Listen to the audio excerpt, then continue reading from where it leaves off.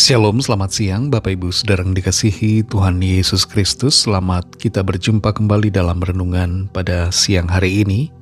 Kiranya saudara semua ada dalam keadaan yang penuh dengan sukacita, selalu bersemangat oleh karena kuasa Roh Kudus yang bekerja di dalam saudara. Saat ini kita sampai dalam Injil Matius pasal yang ke-10, dan kita akan membaca ayat 38 dan 39. Tertulis demikian: Barang siapa tidak memikul salibnya dan mengikut aku, ia tidak layak bagiku. Barang siapa mempertahankan nyawanya, ia akan kehilangan nyawanya. Dan barang siapa kehilangan nyawanya karena aku, ia akan memperolehnya. Saudara yang dikasihi Tuhan, di balik panggilan Tuhan, ada harga yang harus dibayar. Panggilan Tuhan bagi kita adalah panggilan yang mulia. Tapi beriringan dengan panggilan Tuhan itu, ketika kita meresponinya, maka kita perlu mempersiapkan diri untuk segala sesuatu dan konsekuensi yang harus kita alami. Konsekuensi itu mungkin kelihatannya kurang baik secara dunia, tapi di dalam Kristus, ketika kita rela untuk membayar harga, untuk memikul salib, maka kita akan mendapatkan mahkota mulia yang Tuhan janjikan, kehidupan kekal yang Tuhan sudah sediakan. Dalam pasal 10 ini, kita membaca bagaimana Tuhan Yesus memanggil murid-muridnya, para rasul, untuk melayani.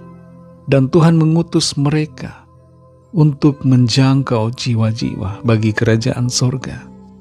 Pengutusan para murid dalam pasal ini dikhususkan untuk bangsa Israel terlebih dulu, untuk orang-orang yang terhilang dari umat Israel.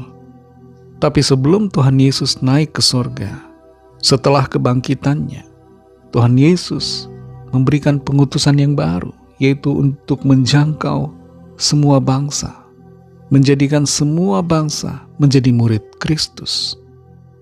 Di dalam panggilan ini, saudara, ada hal-hal yang kelihatannya menakutkan. Ada konsekuensi dari meresponi panggilan Tuhan. Kalau kita dipanggil bekerja di sebuah perusahaan, konsekuensi yang kita akan terima, yang terburuk paling-paling adalah kita harus meluangkan waktu lebih, lembur untuk bekerja bagi perusahaan, sehingga kita menjadi kekurangan waktu untuk keluarga. Tapi di sini, saudara, panggilan Tuhan, resikonya kelihatannya begitu besar, sampai nyawa menjadi taruhannya. Dalam ayat ini khususnya, Tuhan Yesus katakan bahwa barang siapa tidak memikul salibnya dan mengikut aku, ia tidak layak bagiku. Dan di ayat 39 dikatakan barang siapa mempertahankan nyawanya, ia akan kehilangan nyawanya. Dan barang siapa kehilangan nyawanya karena aku, ia akan memperolehnya.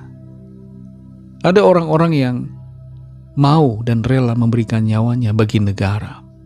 Mereka terjun di dunia militer, menjadi seorang prajurit dengan kesiapan untuk mempertaruhkan nyawa bagi bangsanya di medan perang. Ada tugas dan pekerjaan yang resikonya cukup besar di dunia ini, saudara. Pekerjaan yang kelihatannya berbahaya. Petugas PLN misalnya, yang bertugas untuk memasang kabel listrik tegangan tinggi, termasuk pekerjaan yang berbahaya karena beresiko kehilangan nyawa di sana. Dan ada banyak pekerjaan lain yang penuh dengan resiko juga. Dan di sini, saudara, resikonya juga luar biasa. Mengikuti panggilan Tuhan berarti bahwa kita harus siap untuk menerima segala resiko yang ada. Resiko dikucilkan, dibenci orang, dianiaya, difitnah, dan bahkan dibunuh. Juga resiko terpisah dari keluarga, dibenci oleh orang-orang terdekat kita, tidak lagi dianggap keluarga. Semuanya itu, saudara, harus kita siap untuk menghadapinya. Pertanyaan buat kita, adakah kita mau dan rela membayar harganya dalam mengikuti panggilan Tuhan?